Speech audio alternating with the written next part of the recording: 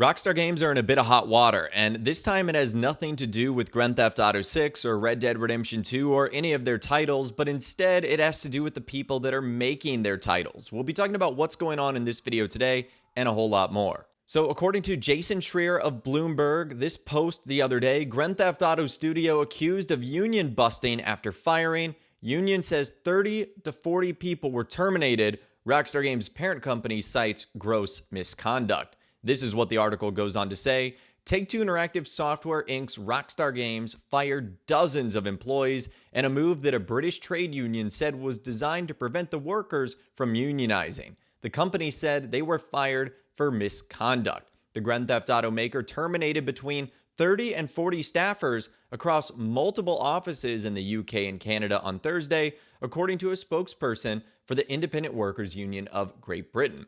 All the employees were part of a private trade union chat group on Discord and were either members of the union or attempted to organize at the company, the union spokesperson said. Alex Marshall, the president of the IWGB, said Rockstar has just carried out one of the most blatant and ruthless acts of union busting in the history of the games industry. This flagrant contempt for the law and the lives of the workers who bring in their billions is an insult to their fans and the global industry. Now, Alan Lewis, who is a spokesman for Take-Two Interactive, said that the firings were for, quote, gross misconduct and for no other reason, and that we fully support Rockstar's ambitions and approach. So long story short here, Rockstar Games has fired somewhere between 30 to 40 employees that could have been working on Grand Theft Auto 6 because they were working on unionizing. Unionizing is a very complex topic, one that I definitely don't have enough experience or education in to try to explain to you guys. I'll leave some resources in the description, but essentially what these employees were doing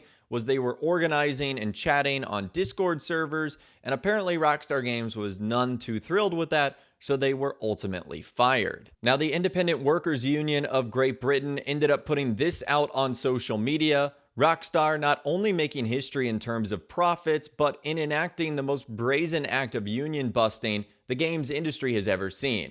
And they were responding to a post from the IWGB game workers saying this is the most ruthless act of union busting in the history of the UK games industry, as yesterday Rockstar fired over 30 employees for union activity. We won't back down, and we're not scared. We will fight for every member to be reinstated. Now, this is not the first time that the IWGB has been upset at Rockstar Games. Earlier in 2024, when Rockstar decided that they were going to return all of their employees back to the office 5 days a week, the same union ended up criticizing Rockstar's move, stating that that was not necessary and that was detrimental to their staff. So these guys have kind of been going at Rockstar Games for quite some time. The IWGB called their decision reckless to make working at the office mandatory in the final years of GTA 6's development, citing ill-planned and serious impacts on well-being. And at the time of that, around 200 Rockstar Games employees signed a petition opposing the newly enforced restrictions. With many developers not living close to an office, this was seen as a soft layoff maneuver. Instead of announcing layoffs, employees would quit due to long travel distance or increased pressure from working in the office. And remember, the Rockstar Games has had sort of a history with not the best employee working conditions. Remember the crunch conditions that Grand Theft Auto 5 and Red Dead Redemption 2 had. And while in recent years, Rockstar Games has been praised for a cultural change, some old habits might be creeping back in as Rockstar Games approaches the finish line with Grand Theft Auto 6. Now, what's also interesting about this is SAG-AFTRA, the union that represents nearly 200,000 actors, musicians, and more, have released a statement in response to the recent news story involving Rockstar Games. Many of those who perform in Rockstar Games titles, including GTA 6, are part of SAG-AFTRA. This is what they put out on their social media. SAG-AFTRA stands in solidarity with the IWGB Game Workers Union exercising their rights to organize following reports of union busting at Rockstar. Our members' union performances on Rockstar Games are an integral part of the success and legacy of games like Grand Theft Auto. All Rockstar workers deserve the same. We are in this fight together. So one of the world's largest labor unions representing performers and broadcasters is standing up for for the employees of Rockstar Games and is on their side. It's been really crazy to see who's picked sides here, those that are supporting Rockstar Games in their decision or those that are supporting the employees and their right to still be working there. It's a crazy saga. But this is not where our story ends, because the former employees that were reportedly fired by Rockstar Games last week have actually staged protests outside the main development office on Monday and Tuesday, according to reports. This is coming from the Edinburgh Minute, which is a news article and I think newspaper in Edinburgh, Scotland. They say that former staff have protested outside the Rockstar North office, which is located at Barclay House in Edinburgh. And a local resident shared their account of what they saw taking place outside of Rockstar North's office on Reddit.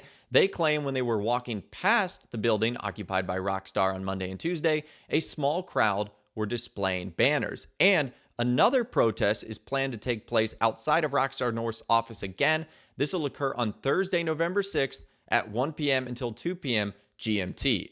That's according to UCU Edinburgh and the Independent Workers Union of Great Britain. And the IWGB have said they are doing what they can to reinstate the fired employees. So this is absolutely wild. And on that same day, again tomorrow, Thursday, November 6th, Rockstar Games' parent company, Take-Two Interactive, is set to have an earnings call where they might be asked questions about this. Remember, towards the end of the call itself, CEO and Chairman Strauss Zelnick will end up fielding calls from stakeholders and stockholders and shareholders as well. And so they might be asked about this. So it'll be interesting to see if there are any further updates. But for now, that is where things stand. The really only other update we're seeing is that other unions are showing support for Rockstar Games. Like, for example, the UTAW issued a statement alongside the IWGB saying, "We stand with workers at Rockstar Games in Edinburgh who have been fired for exercising their legal right to unionize. As tech workers, we know all too well the underhanded and illegal tricks that multi-billion-dollar companies play to suppress workers' voices and power. The courage of those workers and this calculated attack from Rockstar reminds us that all workers need to stand together more than ever. While Rockstar clearly wished to send a message to all workers that coming together and standing up for one another is dangerous, we believe there is a more important message. Organize with your colleagues to defend your workplace rights now. We call on Rockstar to reinstate these workers, and we support IWGB's intention to pursue legal claims to ensure Rockstar is held to account for their illegal actions. Your fight is our fight. United Tech and allied workers." So I'm sure there will be more statements like that, but for now, those are the big ones that I was able to find. Let me know your thoughts and opinions on this in those comments down below. Who do you stand with here? Do you think Rockstar Games is in the right? Do you think these employees were in the right? Let me know what you think in those comments down below. I'd love to hear from you guys down there. If you guys did go and enjoy this video, though, a like rating would, of course, be awesome. And be sure to subscribe to my YouTube channel if you are new or you want to stay up to date on all the GTA 6 videos that I'll be doing here on my channel. And be sure to ring that notification bell as well. Sometimes YouTube just doesn't work, and if you ring that bell, you'll always be guaranteed to be notified when new videos arrive. But of course, as always, guys, thank you all so much for watching. Take care, and I'll see you guys in the next video.